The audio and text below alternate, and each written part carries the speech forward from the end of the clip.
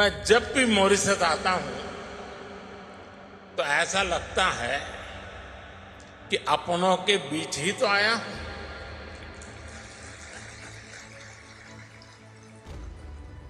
यहां की हवा में, यहां की मिट्टी में, यहां के पानी में अपनेपन का एहसास है।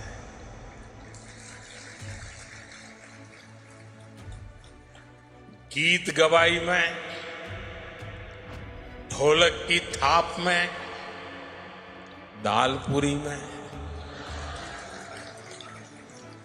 कुच्चा में और गातो पीमा में।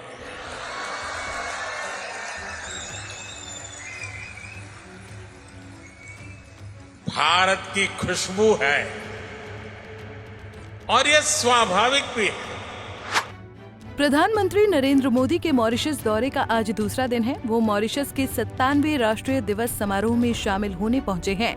पीएम मोदी बतौर मुख्य अतिथि इस समारोह में शामिल हुए हैं। इस दौरान पीएम मोदी को मॉरिशस के सर्वोच्च पुरस्कार the grand commander of the order of the star and की ऑफ द इंडियन ओशन दिया गया। मॉरिशस में पीएम मोदी ये सर्वोच्च सम्मान पाने वाले पहले भारतीय बने हैं। किसी देश की तरफ से पीएम मोदी को दिया गया ये 21वां अंतर्राष्ट्रीय पुरस्कार है, जिसके बारे में पीएम मोदी ने मॉरिशस के लोगों से भावुक बातचीत करते हुए कहा कि मेरे लिए मॉरिशस का सर्वोच्च नागरिक सम्मान दोनों देशों के ऐतिहासिक रिश्तों के साथ ही उन भारतवंशियों का भी सम्मान है जिन्होंने मॉरिशस को इस ऊंचाई तक पहुंचाने में अमूल्य योगदान दिया है। साथियों,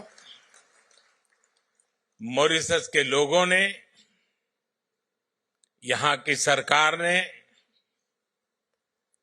और जैसा अभी प्रधानमंत्री जी ने घोषित किया, मुझे अपना सर्वोच्च नागरिक सम्मान देने का फैसला लिया है। मैं आपके निर्णय को विनम्रता से स्वीकार करता हूं।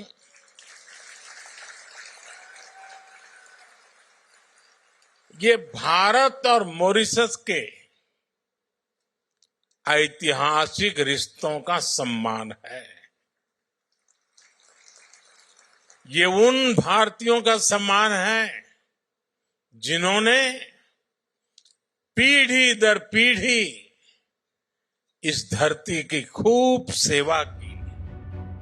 प्रधानमंत्री नरेंद्र मोदी मॉरिशस की सेवा करने वाले जिन भारतीयों की बात कर रहे हैं, उनके बारे में हम यहाँ पर आपको थोड़ा बहुत बताना चाहते हैं।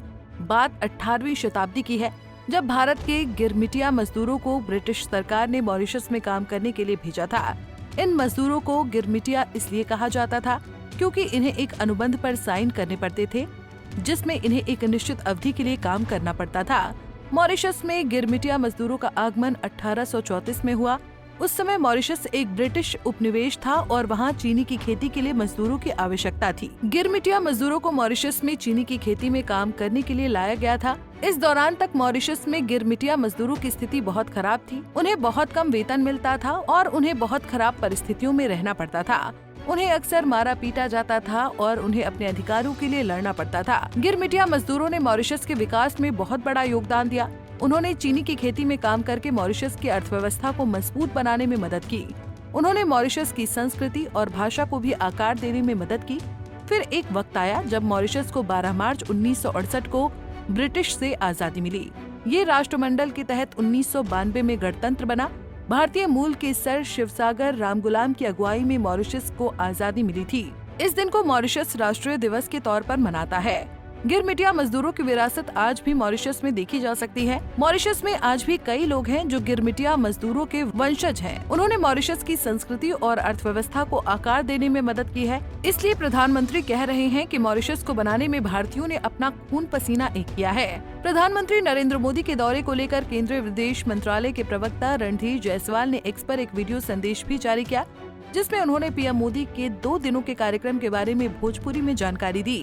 भोजपुरी में उनके संदेश पर कई सोशल मीडिया यूजर्स प्रतिक्रिया दे रहे हैं और उनकी भोजपुरी के लहजे को लेकर तारीफ भी कर रहे हैं। इसलिए कुछ राजनीतिक मठाधीश प्रधानमंत्री नरेंद्र मोदी के इस मॉरिशस दौरे को आगामी बिहार विधानसभा चुनाव से भी जोड़कर देख रहे हैं।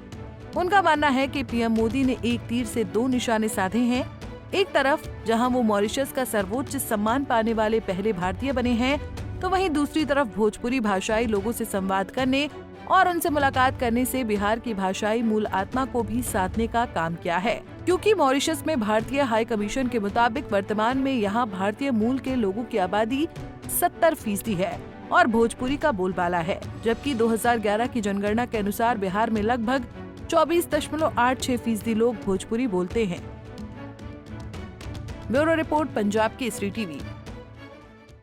हमसे जुड़े रहने के लिए हमारे YouTube चैनल को सब्सक्राइब करें और नई वीडियो की नोटिफिकेशन के लिए बेल आइकॉन को दबाएं।